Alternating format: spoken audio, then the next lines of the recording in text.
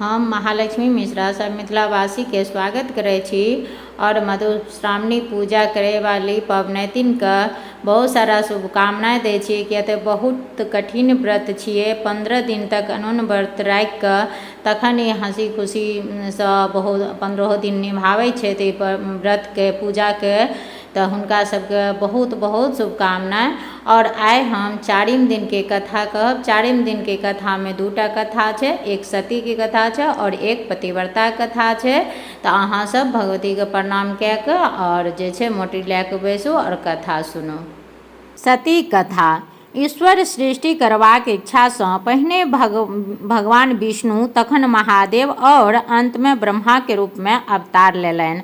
ब्रह्मा के सृष्टि करबाक भार भेटल। तपस्या बलसँ ओ अपन शरीरसँ देवता आ ऋषि मुनि, मुँहसँ शतरूपा नामक स्त्री सहित स्वयंभुज मनु, दहिना आँखसँ अत्रि, कानसँ मरीचि और दहिना पाँजरसँ दक्ष प्रजापतिक जन्म भेलनि। आब ब्रह्माक संतानो सब सृष्टि करय लगला। मरीचिक बेटा कश्यप भेला और अत्रिक पुत्र चंद्रमा। मनु के 2टा बेटा प्रियव्रत और उत्तानपाद भेलनि और 3टा बेटी आकृति, देवहूति आ प्रस्तुति भेलथिन। प्रस्तुतिक विवाह दक्ष प्रजापतिसँ भेल, ताहिसँ 60 कन्याके जन्म भेल। ओहिमे 8 कन्याक विवाह धर्मसँ भेल, 11 कन्याक विवाह रुद्रसँ और 13 कन्याक विवाह कश्यपसँ आ 27टाके चंद्रमासँ भेल। और एक गोटे सती नामक कन्या जे छथिन हुनकर विवाह महादेवसँ भेलनि। चंद्रमा अपन स्त्री सबमे रोहिणीके सबसँ बेसी मानैत छलथिन, तेँ बाँकी 26 बहिनके हुनकासँ बहुत डाह होबै छलनि। ओ सब अपन पिता दक्षके एकर उल्हन देलथिन। दक्ष आसन जमाय चंद्रमाके बुझेबाक चेष्टा केलनि, किंतु ओ निष्फल भए गेलाह। दक्ष क्रोधसँ हुनका श्राप दऽ देलनि, अहाँके क्षय रोग भऽ जायत और संपूर्ण शरीर गली जायत। चंद्रमाके शरीर दिन दिन गले लागल। ओ देवता सबसँ गुहार लगौलनि, किंतु कियो हुनकर रक्षा नहि केलनि। अंत में ओ अपन साढ़ू महादेवक शरण में गेला। ताबत चंद्रमाके देह बहुत गलि गेल छल, किछुए बचल छल। महादेव हुनका अपन कपार पर चढ़ा लेलनि। हुनकर देह गलनाइ बंद भऽ गेला। तखन दक्षके एकर पता लागलनि तऽ ओ दौड़ल महादेव लग गेला और हुनका चंद्रमाके अपन माथ परसँ उतारि देबैके लेल कहलथिन। लेकिन बात महादेव नहि मानलथि। महादेव ई बात अस्वीकार कऽ देलनि। ओ अपन शरणागतके तिरस्कार नहि कऽ सकैत छथि। दक्ष प्रजापति ताहिसँ अपन जमाय महादेवसँ असोजन भऽ गेला, रुष्ट भऽ गेला। दक्ष अपन तामसके देखाबैके लेल एक पैघ यज्ञके आयोजन केलनि। ओहिमे सब देवता और मुनिके नोत देलनि, किंतु महादेवके छोड़ि देलनि। यज्ञ प्रारंभ भेल। लोक सब देखबाक लेल ओम्हर जाय लगला। देवतागण अपन विमानसँ चलला।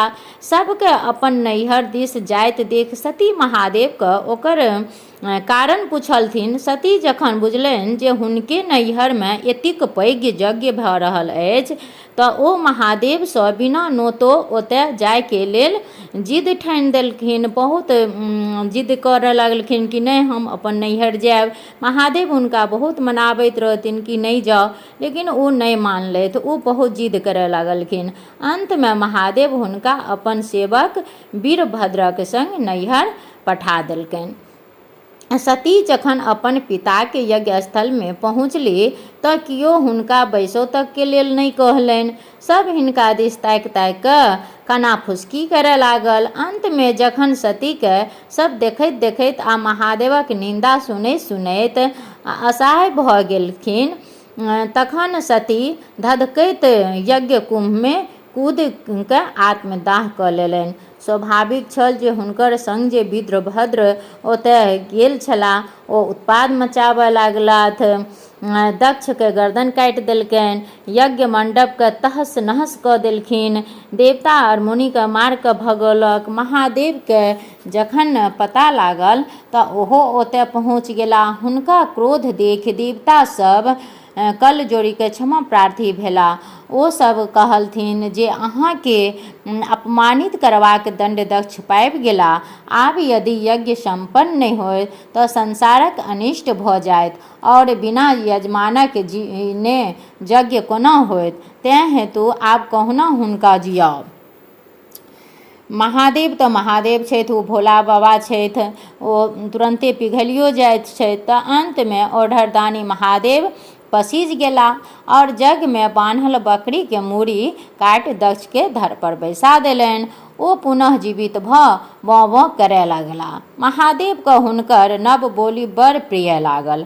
ताहिये सँ लोक महादेवक पूजा अंत में बौ बौ बू अर्थात बम बम बू करैत छथि, जाहिसँ महादेव बहुत प्रसन्न होइ छथिन, हुनका बहुत हँसी आबैत छनि। दक्षक यज्ञ समाप्त भेल, किंतु महादेव बताह भऽ गेला। ओ सती के सबके अपन कान पर लेने जाइत ततऽ बौआ लए कऽ बौआए लगला।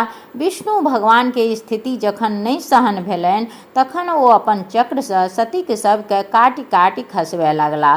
सती के अंग सब जतय जतय भूमि पर खसल से सब सिद्ध पीठ भऽ गेल। विष्णु महादेव के परामर्श देलथिन जे ओ कठिन तपस्या करैत सती जखन पुनः जन्म लेती तखन ओ हुनका प्राप्त भऽ जेतनि। महादेव तखन कैलाश छोड़ि हिमालय के घनघोर जंगल में जाय तपस्या में लीन भऽ गेला। आब पतिव्रता कथा सुनू। एकटा राजा के दूटा कन्या छलथिन। पहिल कन्या के नाम छलै कुमरव्रता और दोसर के नाम पतिव्रता। कुमरव्रता के अर्थ जे भेलनि जे जीवन भर जे कुमारि रहत, ओ कहियो विवाह नहि करती, तऽ हुनकर नाम भेलनि कुमरव्रताक। और दोसर के नाम छै पतिव्रताक। पतिव्रताक अर्थ जे अपन पति के सर्वस्व बुझैत तथा जीवन भरि हुनक सेवा में लीन रहैत, पति के आज्ञा अनुसार सब कार्य करते।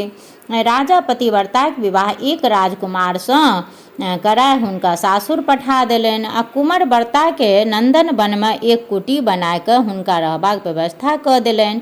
एक दिन एक सिद्ध योगी ओहि वन दने जाइत छलाह। एक कौआ हुनका माथ पर चटकि देलकनि।